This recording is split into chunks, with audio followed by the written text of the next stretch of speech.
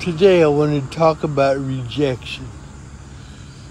We've all been rejected by something or somebody.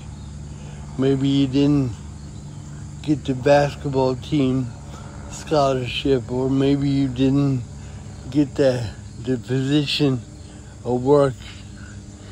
How we handle rejection is very important. I have been rejected all my life by certain people or certain jobs or discrimination. But you know what? That did not stop me from pursuing my goal, because I never want to quit. I have did some great things in my life because I have never gave up. And today, if you're in a situation, don't give up on that situation. God bless.